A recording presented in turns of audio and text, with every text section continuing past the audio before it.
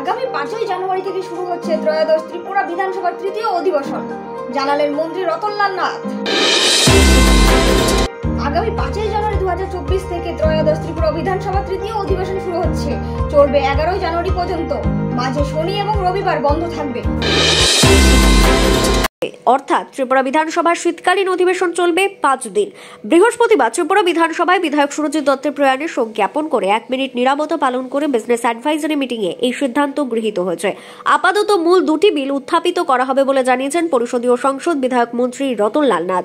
উপস্থিত ছিলেন ত্রিপুরা বিধানসভার অধ্যক্ষ বিশ্ববন্ধু সেন, ত্রিপুরা বিধানসভার উপাধ্যক্ষ রামপ্রসাদ পাল, ত্রিপুরা বিধানসভার মুখ্য সচেতক কল্যাণী সাহা রায় সহ অন্যান্যরা। ত্রিপুরা থেকে বিক্রম কর্মকারের রিপোর্ট, এক্সটিভি বাংলা। আজকে বিএসসি রিপোর্টে বিএসসির মিটিংয়ে আমাদের প্রথমেই আমরা শোক জ্ঞাপন করেছি আমাদের রাজ্যের জননেতা প্রাক্তন মন্ত্রী বর্তমান বিধায়ক সুরজিৎ দত্তের প্রয়াণে আমরা শোক ব্যক্ত করেছি এবং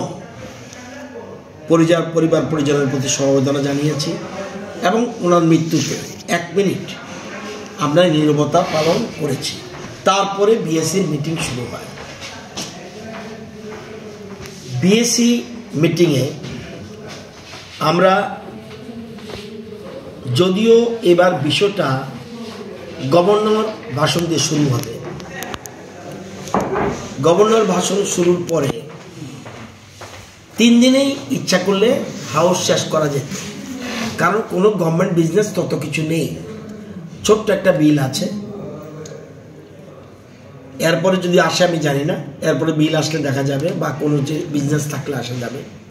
3 দিনে শেষ করা যেত, কিন্তু এখানে অধ্যক্ষ মহোদয় এবং বিএসসি মিটিংয়ে যে 3 দিনে শেষ করতে পারলেও ওয়ার্কিং ডে 5 অর্থাৎ শুক্রবার থেকে হাউস শুরু হবে, বৃহস্পতিবারে গিয়ে শেষ হবে।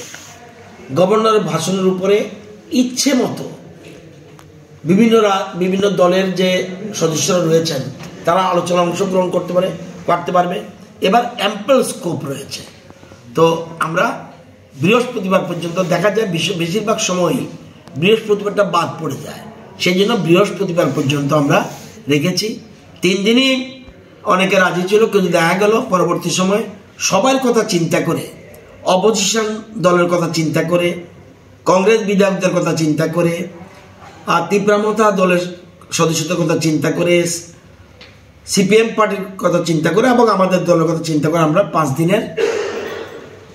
দিনের বিধানসভা অধিবেশন হবে ওয়ার্কিং ডে, অর্থাৎ শুক্রবার থেকে শুরু হবে, বৃহস্পতিবারে গিয়ে শেষ হবে। এটা নিয়ে আলোচনা হয়েছে এবং যেহেতু সিটিং এমএলএ, সেদিন অতীতের রেকর্ডে দেখা যায় সিটিং এমএলএ মারা গেলে হাউস অ্যাডজন করতে হয় 1 দিনের। তো সেই জন্য যেহেতু গভর্নর হাউস ডেকেছেন, তো গভর্নরের ভাষণটা হবে এবং ভাষণের পরে যা সিস্টেম, ওনার ভাষণের এটাকে ধন্যবাদ সূচক প্রস্তাব একটা আনতে হয় 1-1.5। আজকে বিএসসি রিপোর্টে বিএসসির মিটিংয়ে আমাদের প্রথমেই আমরা শোক জ্ঞাপন করেছি আমাদের রাজ্যের জননেতা প্রাক্তন মন্ত্রী বর্তমান বিধায়ক সুরজিৎ দত্তের প্রয়াণে আমরা শোক ব্যক্ত করেছি এবং পরিবার পরিজনের প্রতি সমবেদনা জানিয়েছি এবং ওনার মৃত্যুতে 1 মিনিট আমরা নীরবতা পালন করেছি। তারপরে বিএসসির মিটিং শুরু হয়। বিএসসি মিটিংয়ে আমরা যদিও এবার বিষয়টা গভর্নর ভাষণ দিয়ে শুরু হবে, গভর্নর ভাষণ শুরুর পরে 3 দিনেই ইচ্ছা করলে হাউস শেষ করা যেত, কারণ কোনো গভর্নমেন্ট বিজনেস তত কিছু নেই। ছোট্ট একটা বিল আছে, এরপরে যদি আসে আমি জানি না, এরপরে বিল আসলে দেখা যাবে বা কোনো যে বিজনেস থাকলে আসা যাবে। 3 দিনে শেষ করা যেত, কিন্তু এখানে অধ্যক্ষ মহোদয় এবং বিএসসি মিটিংয়ে যে 3 দিনে শেষ করতে পারলেও ওয়ার্কিং ডে 5 অর্থাৎ শুক্রবার থেকে হাউস শুরু হবে, বৃহস্পতিবারে গিয়ে শেষ হবে। গভর্নরের ভাষণের উপরে ইচ্ছে মতো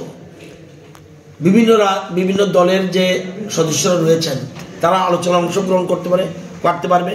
এবার অ্যাম্পল স্কোপ রয়েছে। তো আমরা বৃহস্পতিবার পর্যন্ত দেখা যায় বেশিরভাগ সময়ই বৃহস্পতিবারটা বাদ পড়ে যায়, সেই জন্য বৃহস্পতিবার পর্যন্ত আমরা রেখেছি। 3 দিনই অনেকে রাজি ছিল, কিন্তু দেখা গেল পরবর্তী সময় সবার কথা চিন্তা করে, অপোজিশন দলের কথা চিন্তা করে, কংগ্রেস বিধায়কদের কথা চিন্তা করে, আর তীব্রামতা দলের সদস্যদের কথা চিন্তা করে, সিপিএম পার্টির কথা চিন্তা করে এবং আমাদের দলের কথা চিন্তা করে আমরা 5 দিনের বিধানসভা অধিবেশন হবে, ওয়ার্কিং ডে, অর্থাৎ শুক্রবার থেকে শুরু হবে, বৃহস্পতিবারে গিয়ে শেষ হবে। এটা নিয়ে আলোচনা হয়েছে। এবং যেহেতু সিটিং এমএলএ,